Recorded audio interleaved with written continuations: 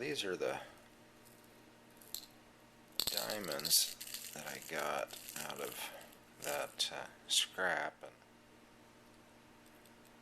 there was a few more than this, and I did pick out the majority of the stones I damaged and this and that.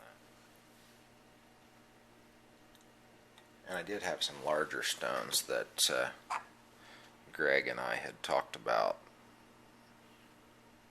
I don't know, a long time ago.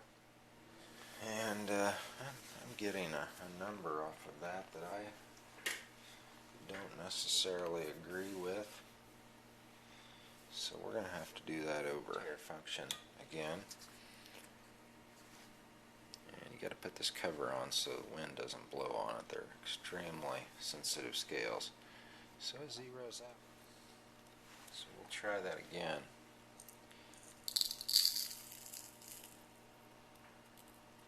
And I've washed these. I haven't thoroughly cleaned them. And I probably did lose a few when I was washing them, but not many. And I'm going to guess, the average size of diamond there is probably only a 3-pointer. But this is 18.5 carats, 18.51 carats. I'm really shocked by that. I would have thought that was only about 6 to 8 carats. Let's get our diamond tray.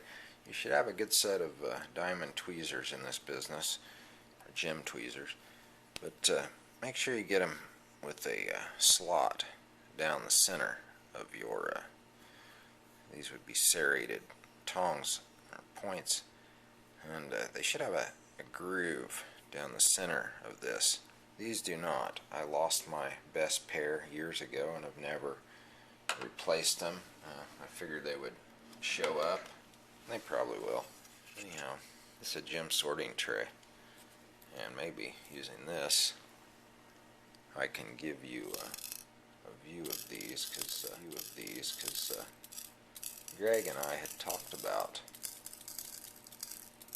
giving away a bunch of diamonds or a bunch of gemstones in some various contests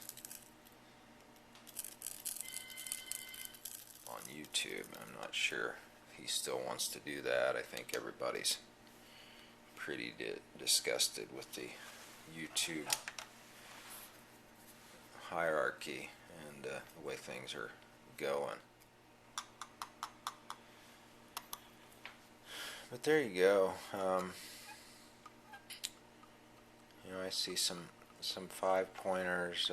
There's some baguettes in here, some tapered baguettes, some emerald cut, some square, mostly round, a few marquee, a small marquee. That diamond right there might go 15 points.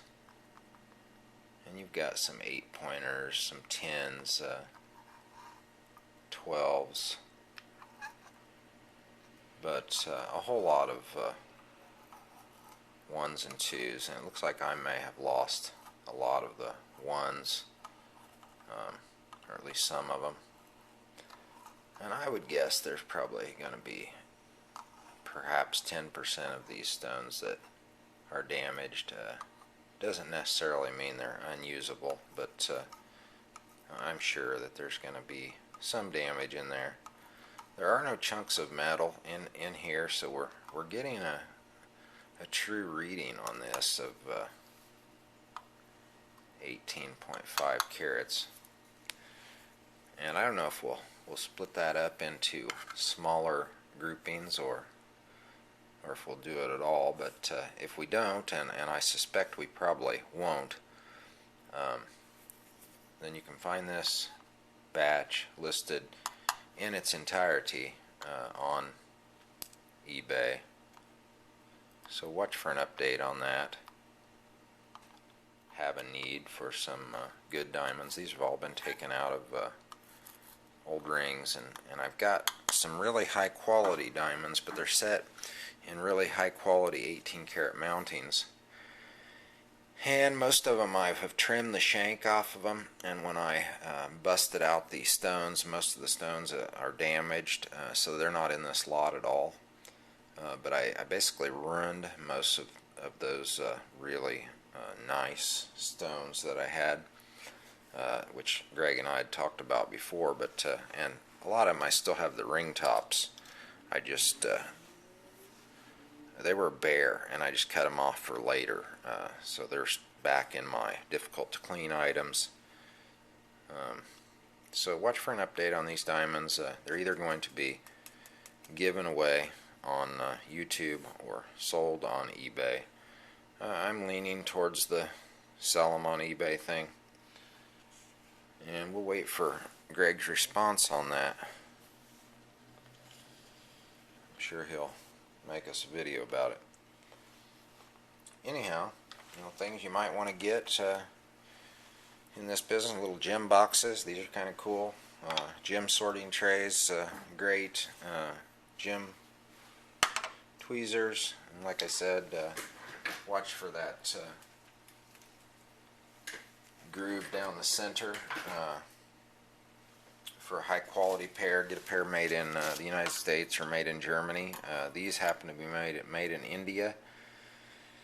They probably weren't too bad years ago, but the ones that are made in China, of course, they are trash, and you should not buy anything made in China. These are the pearls that I got out of there, and some real nice pearls in there, both for necklaces and for rings and brooches. Those will be on eBay soon, unless we decide to give them away.